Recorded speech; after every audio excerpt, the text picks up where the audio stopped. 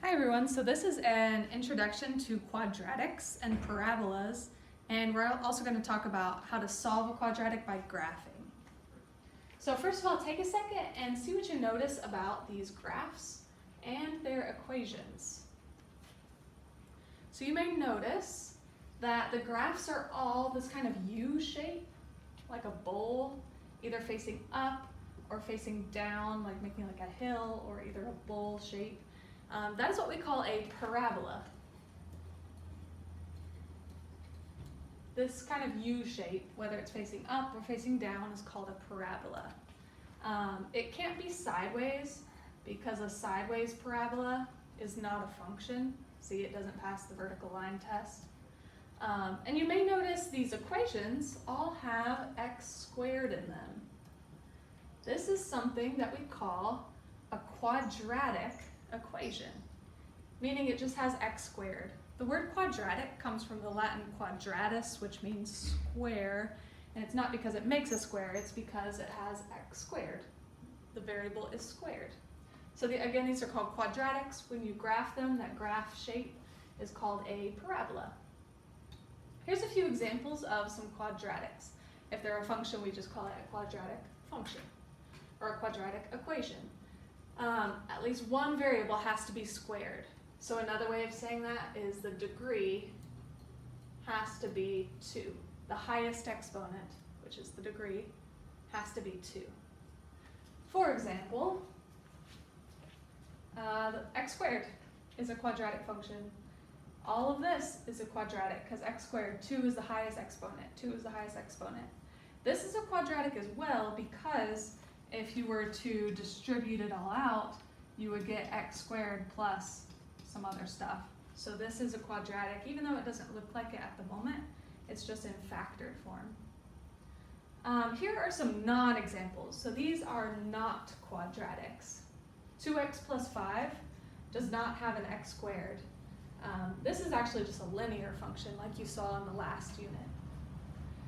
This one is not quadratic. It does have an x squared, but it goes all the way up to x cubed. It has degree of 3, and so that one is not a quadratic. This one's not a quadratic again because it doesn't have a variable squared. It's got a variable actually as an exponent, and that's something we'll talk about a little later, but that's not a quadratic either. When a quadratic is all multiplied out, we call that standard form, so just kind of standard. Whatever's in front of the x squared, we call that a, just to give it a name. The second term, whatever's in front of the x, we call that b. And whatever number is the constant by itself, we call that c. And then typically when we're trying to solve it, we set it equal to 0, or it could just be f of x equals. I want to talk about the parent function. So with every function family, there's kind of like a base, a starting point, and we call that the parent. The parent function, or like the simplest function of a quadratic, would be just plain old x squared, like no other stuff, just x squared. And so let's explore what the graph of this would look like. I'm going to make a table and just plug in some values. I'll pick some x values and see what I get out for y, or f of x. For example, let's say I plugged in 1. What's 1 squared? That is 1. What if I plugged in 2? What's 2 squared? What if I plugged in 3? That's 3 squared. Just plugging them in for x here. 2 squared is 4, 3 squared is 9. Let's go the other way. What if I plugged in 0? 0 squared is 0. Let's go ahead and graph these. So I have the point 0, 0 on my graph. I have the point 1, 1. So far it looks kind of linear, but watch what happens. 2, 4 is right here. 2, 3, 4. And then 3, 9 would be way up there. So this function actually gets steeper and steeper. Oh, that was so bad. It gets steeper and steeper as it goes. Oh man, sorry. And that's why it forms kind of this U shape, because watch what happens on the other side. If I plug in -1, -1 squared -1 times -1 is actually +1. So that's the point, -1, +1, and it goes back up.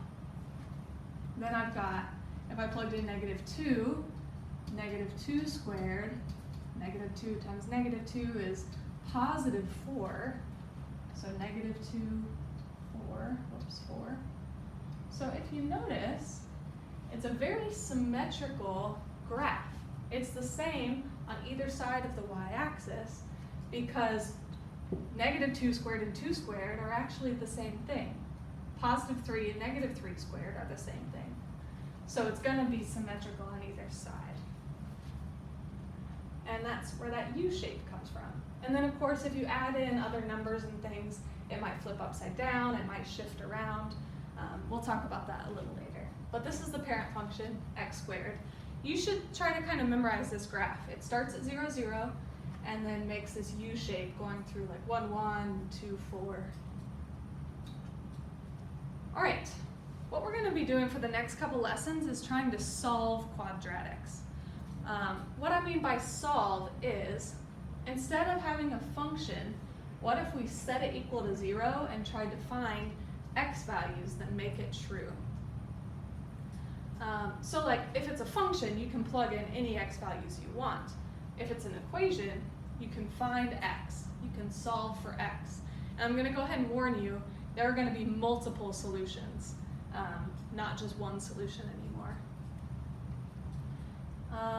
Again, in standard form, it looks like this. You've just got your equation set equal to 0. And so let's think about what happens. Basically what I'm doing is replacing f of x with 0. And so where on the graph does f of x equal 0? Remember, f of x is just y. Where on the coordinate grid is y 0? That happens here on the x-axis. No matter where you go, the y value is 0. This would be 1, 0, 2, 0, 3, 0, -3, 0. Y is 0 right here on the x-axis. And so basically, what we're saying when we set an equation equal to 0 is we're actually kind of just saying, where does it hit the x-axis? This goes for any equation, not just quadratics, but for any equation, if you want to see where it equals 0, then the solutions are just the x-intercepts, because that's literally where the output is 0. This would be like 2, 0, and -2, 0, meaning when I plug in 2, I get out 0, and so that is a solution. So this graph represents this equation here. So I graphed x squared minus 4, and I wanted to see where it equaled 0. And so the solutions are literally just the x-intercepts. The solutions are 2 and -2. And as long as you have a graph, that's all you have to do. Let's make sure those work. For example, if I take 2 and I do 2 squared minus 4, does that actually equal 0? Yes, it does. If I take -2 and put it in for x, don't forget parentheses. If I do -2 squared minus 4, -2 squared is +4, minus 4 would be 0. So yes, that works too. But try any other number and it won't work. Try like, I don't know, 1. If I do 1 squared minus 4, does that equal 0? No, that's 1 minus 4, which is -3. That doesn't work. And so these two x-intercepts represent my two solutions. Note that this is different from linear equations. Linear equations only have one solution. Quadratics typically have 2 solutions. We'll talk about why a little later, but usually you're looking for 2 solutions. I did want to mention, this works for any equation. It doesn't have to be just quadratics. For example, if I wanted to solve this equation right here, it's just a line. It's got a y-intercept of 4, 2, 3, 4, and a slope of -2. So down 2 over 1, down 2 over 1. And so this right here, the x-intercept, actually is the solution to that line, 2. Because that's literally where it equals 0. It's where it hits the x-axis. It's where the output is 0. This is the point 2, 0. Watch, you'll see. If I do -2 times 2, plugging in that 2 here for x, plus 4, that's -4 plus 4, which is 0. You guys didn't do this in the last unit because it wasn't that hard to solve this. Like I could just subtract 4 from both sides and get 2x equals -4, and then divide by -2, and get x equals 2 that way as well. But this is just another way you can solve equations. That equals 0 anyway. I did also want to mention this is kind of like solving a system of equations. You're solving where does -2x plus 4, you're basically solving this system of equations. Where does this and this meet? -2x plus 4, we already graphed, it looks like this. And then the line y equals 0 is the x-axis. It's a horizontal line at 0. And to solve a system of equations, you just see where they intersect. And that's this. So that's kind of what's happening here, if that helps you at all. So let's think about how many solutions could a quadratic possibly have? If the solutions are the x-intercepts, how many solutions could it have? We've already seen that it could have 2 solutions. Something like this, where it hits twice on the x-axis, this would be 2 solutions. It could also be upside down and have 2 solutions. But there are a few other options. So go and think about, if I'm graphing a parabola, this U shape, do you think I could ever have any other options? How might that work? Remember, they can't be sideways because sideways parabolas are not functions. They don't pass the vertical line test, so that doesn't work. All right, it's possible that I could actually have no solutions. Go ahead and think about, how could I have a graph like this that would not hit the x-axis? That would look like this, or even like this. Do you see how neither of these hit the x-axis and they're never going to? So these both actually have no solutions, 0 solutions. And there actually is one other option, which is, what if the parabola hits directly on the x-axis, like this? Or if it was upside down, it might look like this. In this case, it hits right on the x-axis only one time, and so this would have 1 solution.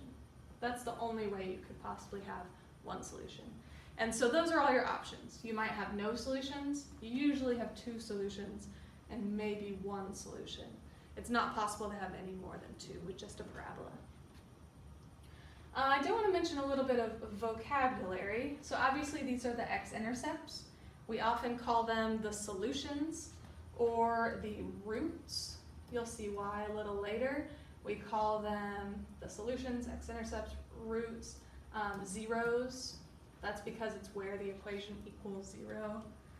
And then this point right here, either like the top of the hill or the bottom of the bowl, that is called the vertex. Vertex means like the corner, basically, and so that minimum or maximum point is called the vertex. In future videos, we're going to talk about how there are some other ways we can solve quadratics besides just graphing. So we'll get into each of these methods, but you can always use graphing to just find the x-intercepts. You can graph it by hand, you can graph it in a calculator like a TI-84, and then go see where the x-intercepts are. You can also use Desmos So here's x squared minus 4 that I graphed in Desmos. You can see the solutions are -2 and +2. If you graph something like this one, x squared plus 4, you can see it actually doesn't have any solutions. It doesn't hit the x-axis.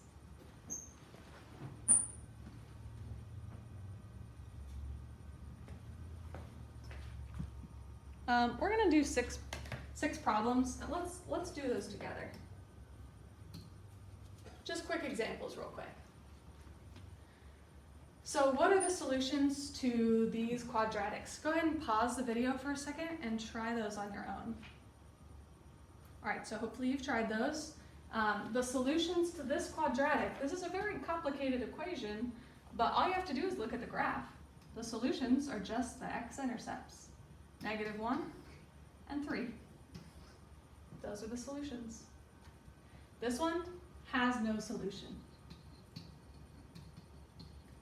That's because it doesn't hit the x-axis.